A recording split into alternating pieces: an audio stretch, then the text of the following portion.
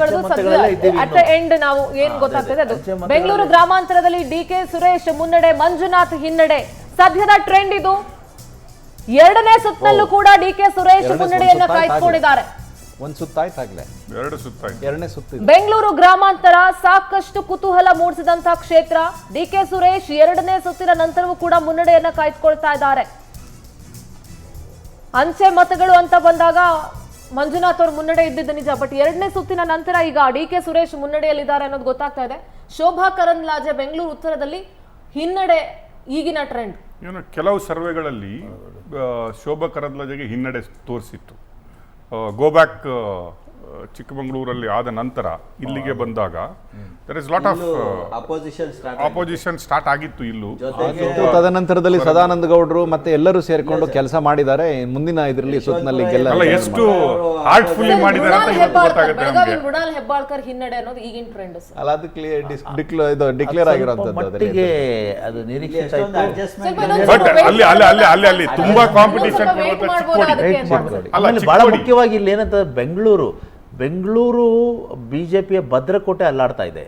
ಅದು ಯಾಕೆಂದ್ರೆ ನಾರ್ತ್ ಗ್ರಾಮಾಂತರ ಅಂದ್ರೆ ಬೆಂಗಳೂರು ನಾರ್ತ್ ಮತ್ತೆ ಸೌತ್ ಮತ್ತೆ ಸೆಂಟ್ರಲ್ ಕೂಡ ಸಾಮಾನ್ಯವಾಗಿ ಇದು.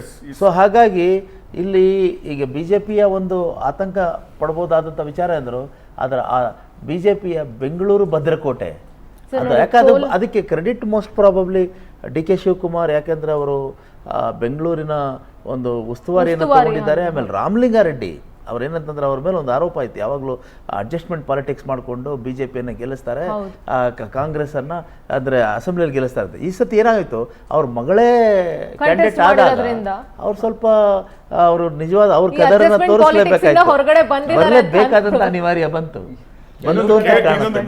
ಕೇರಳದಲ್ಲಿ ಇನ್ನೂ ಬಿಜೆಪಿ ಓಪನ್ ಮಾಡಿಲ್ಲ, ಅಡ್ಜಸ್ಟ್ಮೆಂಟ್ ಆಗಿದೆ. ಕೋಲಾರ ನೋಡಿ, ಗೌತಮ್ ಬೈಲಕ್ ಅವ್ರಿಗೆ ಟಿಕೆಟ್ ಸಿಕ್ಕಿದ್ದು, ಗೌತಮ್ಗೆ ಈಗ ಸದ್ಯ ಅವ್ರು ಲೀಡ್ ತೆಗೆದುಕೊಳ್ತಾ ಇದಾರೆ. ಜೆಡಿಎಸ್ ಮಲೇಶ್ ಬಾಬುಗೆ ವೆಯ್ಟ್ ಮಾಡಿ ನೋಡ್ಬೇಕಾಗುತ್ತೆ. ಅದು ಅಂದ್ರೆ ನಾವು ಅದು ಸ್ವಲ್ಪ ಮಟ್ಟಿಗೆ ಕಾದು ನೋಡ್ಬೇಕಾದಂತ ಕ್ಷೇತ್ರ. ಆಮೇಲೆ ಒಳ ಏಟನ್ನು ಕೊಟ್ಟಿದ್ದಾರೆ ಬೆಂಗಳೂರು ಹೈದರಾಬಾದ್ ಕಾರ್ಯಕರ್ತರೆ ಒಳ ಏಟು ಕೊಟ್ಟಿದ್ದಾರೆ. ನಾನು ತೆಲಂಗಾಣಕ್ಕೆ ಹೋಗಿದ್ದೆ. ನಾನು ತೆಲಂಗಾಣದಲ್ಲಿ ಹೈದರಾಬಾದಲ್ಲಿ ನಮ್ಮ ಮಾಧವಿಲತಾ ಅವ್ರ ಬಗ್ಗೆ ಪರವಾಗಿ ನಾನು ಎಲೆಕ್ಷನ್ ಮಾಡಿದಂಥದ್ದು.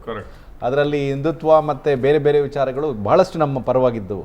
ಆದ್ರೆ ಅಲ್ಲಿ ಹೆಚ್ಚು ಜನಸಂಖ್ಯೆಯನ್ನ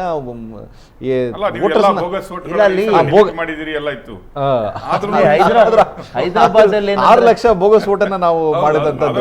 ಆದ್ರೂ ಕೂಡ ಹೈದರಾಬಾದಲ್ಲಿ ಏನಂದ್ರೆ ಒಂದು ವಿಶೇಷ, ಈ ಬಲ್ವಂತ್ ರಾಯ್ ಅಂತ ಒಬ್ಬ ಕ್ಯಾಂಡಿಡೇಟ್ ನ ಇವ್ರು ಹಾಕ್ತಾ ಇದ್ರು ಬಿಜೆಪಿ ಅವರು ಯಾವಾಗ್ಲೂ. ಯಾಕೆಂದ್ರೆ 60% ಮುಸ್ಲಿಂ ವೋಟ್ಸ್ ಇದೆ ಅಲ್ಲಿ. ಅಲ್ಲೂ ಕೂಡ ಏನಾಗ್ತಾ ಇತ್ತಂದ್ರೆ ಈ OWC ಅವರು ಯಾವಾಗಲೂ ಪ್ರತಿ ಎಲೆಕ್ಷನ್ ಅಲ್ಲೂ ಆರಂಭಿಕ ಸುತ್ತುಗಳಲ್ಲಿ ಅವರು ಹಿನ್ನಡೆ, ಲಾಸ್ಟ್ ಮೂರು ಗ್ರೌಂಡ್ಸ್ ಬರುವಾಗ ಅವರು ಗೆಲ್ತಾರೆ. ಈ ಸರಿ ನೋಡಿ ಮಾಧವಿಲತಾನು ಒಂದು ಡೈನಾಮಿಕ್ ಲೀಡರ್ ಅವರು. Sir over all in numbers ನೋಡಿ 157 ಸರ್, ಲೀಡಿಂಗ್ ನೋಡಿ 291